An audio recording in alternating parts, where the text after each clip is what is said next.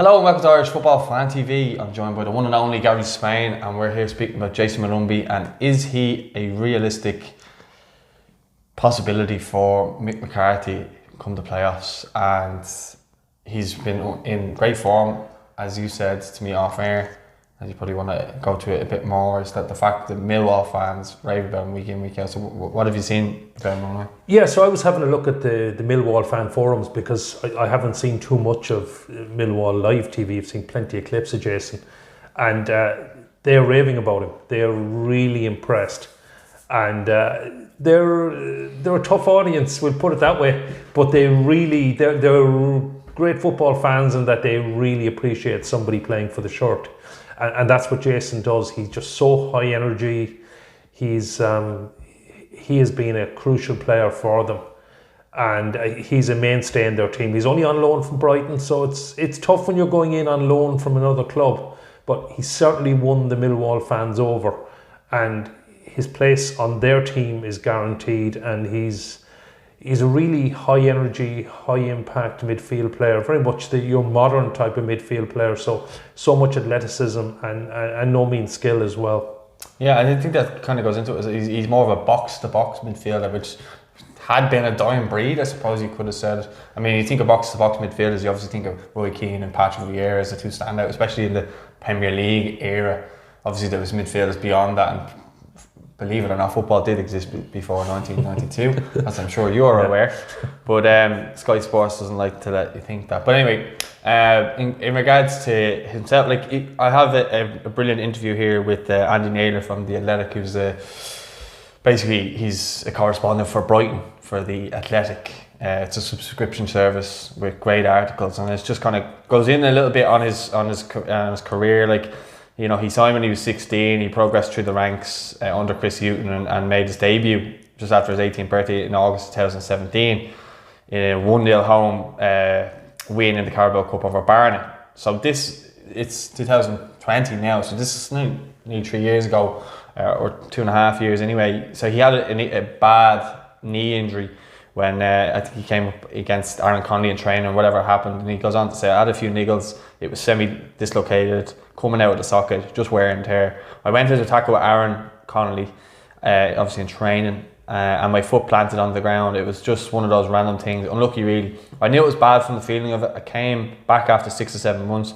It didn't work out. I had a little operation to remove loose fragments at the back of the knee, but needed a bigger operation then. I have a hamstring ligament in there now. I went through a lot of bad times with it. I was questioning physios, questioning everything really. My head was gone. I had made my Brighton debut. I was on the bench a few times, and I felt my career was starting. So it was really unlucky that he was coming back. He was obviously 18 at the time. He's 20 now. I think that showed great character for him to come back with the mindset and the fact that now he's playing. Yeah, because I mean, he was out for 15 months, I think, in total. That's a long time, particularly at that stage of his development. And particularly when you're a midfield player, I think you really need a lot of game time. You can't just be sitting on the bench, and so it did show great character for him to come back. And well, he's thriving this season. He's really flying and playing really well. Yeah. Well, he went on to kind of say that he had 2 years after the season and he wanted to play in the Premier League. He's at Brighton, but he doesn't want to think too far ahead. He's really enjoying it at Millwall. He's like, I'm loving it, really happy with the way things are going. I just want to focus on what's going on here at the moment. But then he went on to ask him about his international status, and he just said, I need to stay fit because things can change quickly in football. I just need to keep playing, doing what I'm doing at club level. If you get your chance internationally, then you just need to take it. It's crossed my mind, I would be buzzing. I love playing for my country. I enjoy being captain. I'm pretty vocal. I like a tackle. I work hard. That's something I want to look at in the future. Be captain of teams and big clubs, and hopefully my country one day. That is an ambition. So he kind of goes on to speak about internationally. He was on Off the Ball last week, and he was saying that if the chance comes, he'll obviously be taking it, but he won't be holding his breath for the off chance that he does get called up. I do also think that if he is going to be called up, it has to be a case where he has to play. I don't see the point in just giving a call up as a token gesture because he's been playing well, because he'd be far more effective for the under-21s, and they have they're in a very good position. Yeah, and the under-21s have 2 crucial games coming up, so you may get the chance to see Jayson in Tallaght Stadium instead of in Bratislava. Yeah, they've got Iceland at home, same day as the Slovakia match, and then a trip to Luxembourg, same day as the playoff final, hopefully. And I'd actually agree with that. Luxembourg, huh? Good old Luxembourg. I'd actually agree with that, because currently, if you take it, Jayson plays in the German terms. If you take the number 6, the number 8, the number 10, Jason's a number 8. We have Conor Hourihane and Jeff Hendrick, who kind of occupy those two roles. Will Alan Brown, possibly Alan Brown in the team as well. But anyway, at the moment it's 2 from 3 with Jeff, Conor and Alan. Is Jayson worth a place in the squad? Well, he is playing regularly, playing week in, week out. I think if all 3 are available, now who knows what's going to happen, it's still 2 months to the Slovakia game. If all 3 are available, is it more worthwhile to leave Jayson with the under-21s when he's certainly going to play and is going to be needed? If one of them was out, yes, definitely. Or maybe not. Maybe if he's playing regularly and the others are in and out of the teams, etc. Well, he's made 20 championship appearances this season. He's got 0 assists and 0 goals, but he's still affecting games. And you look at that, obviously that clip that went viral of him closing down and pressing from the front to get Aidan O'Brien, sorry, not Aidan McGeady, the goal there for Millwall. These are things where he's affecting games. He might not be, getting the assists and the goals. Probably that might be the thing that may make Mick hesitate, is that despite getting headlines for not scoring or assisting, he's still making headlines for his overall performances. I think Troy Powell actually touched on it before, is that when you're scoring goals, you get way more, you get noticed way more, whereas if you're just dominant and you're doing stuff but affecting games but you're not scoring, I think if he can add goals to his game, I think that's what Mick would be mainly probably looking at, because he likes Alan Brown because he can get a goal. Jeff Hendrick, I know he's good against Gibraltar as well, but he brings energy to the team. Whereas I think if you had a Glenn Whelan or you had a James McCarthy and kind of where they're at in terms of that defensive midfielder, they're going to need legs around them and energetic legs, and that kind of brings that into that argument, as well. Yeah, because certainly, I mean, the more you look at the modern game, the more legs, energy, athleticism becomes more and more important, and that's what you get from Jayson. If this was the Nations League in September, I think I'd be screaming for him to start. Slovakia away in a playoff. At this point in time, I would say no, but he is definitely in the argument, and he definitely has to be under consideration.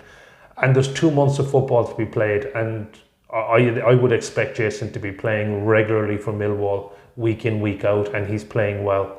And it is up to the others to do likewise, and to keep their places in the squad.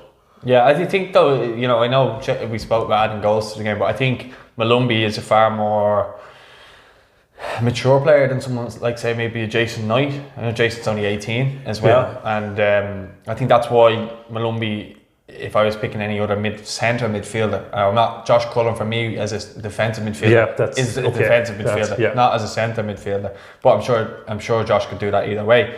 But I'm just thinking as a box to box centre mid, I think he's definitely at the forefront.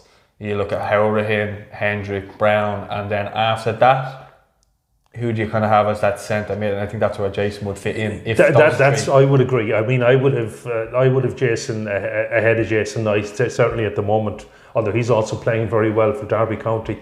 Josh, as you say, Josh is our future number 6. It would appear, possibly our number 6 for Bratislava. I mean, I know I'm a big Glenn Whelan fan, but he's down in League One now, so there are going to be question marks over the next couple of months.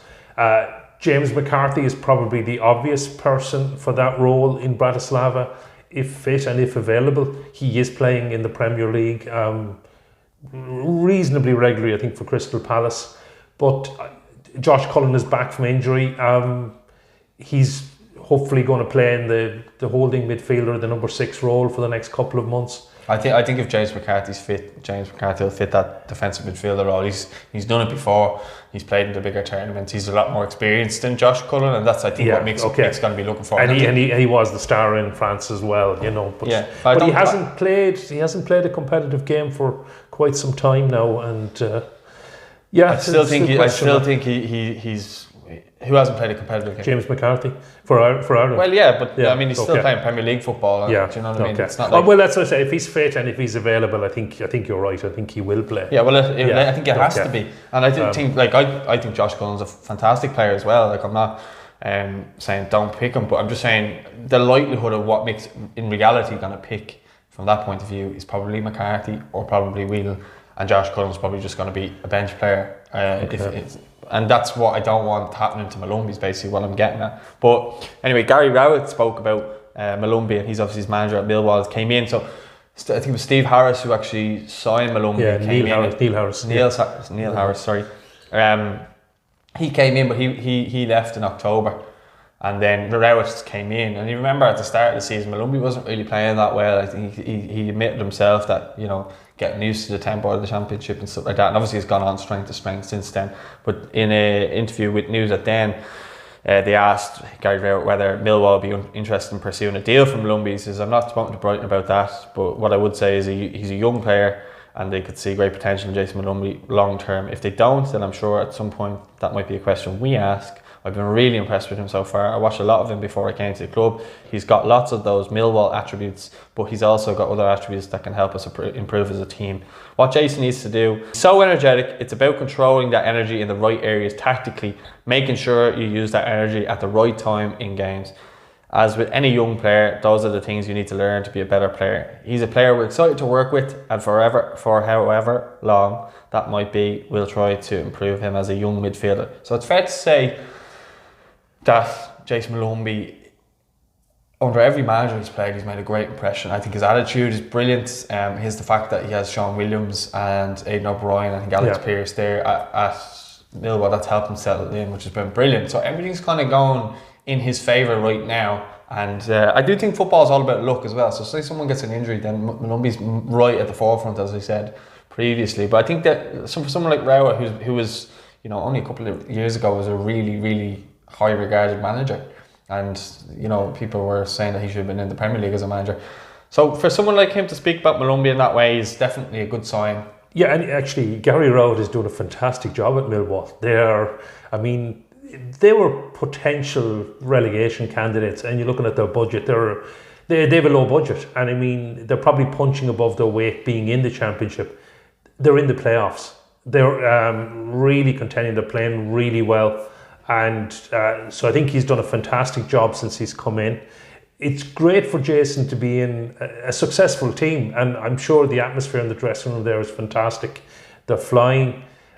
He's got 1 year left in his contract again in the summer. Now, when his loan period expires, I would expect Brighton are going to renew his contract because he looks a class player and give him an extended contract. I think what Gary is saying, if they don't, Millwall will certainly be interested in signing him. So, which is a good sign that you know, they're still keeping an eye on him and looking at him, and the fact that he is very close mates with the likes of Aaron Connolly and stuff like that as well. So if Connolly's in the squad as well, you got to take that into consideration, that he'll feel right at home as well. Yeah, with him there, do you know what I mean? And he's in an environment with grown men now at Millwall where he has to be he's became an established member of the Millwall team. So he's playing men's football on the regular. It's not under 23s. It's under 21s football. It's men's football. He's playing week in, week out, and I think that's key as well. I mean, he's playing at the same level as Alan Brown every week. Yeah.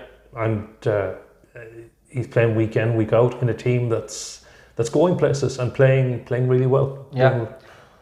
Well, let us know your thoughts in the comments. What do you think about Jayson Molumby? Should he be a realistic possibility for Mick to choose in March, or do you think he should stay with the under 21s? Let us know your thoughts in the comments, and don't forget to check out our video that Gary did on tickets for the Slovakia game and also for Euro 2020. We'll speak to you soon. Thanks for watching.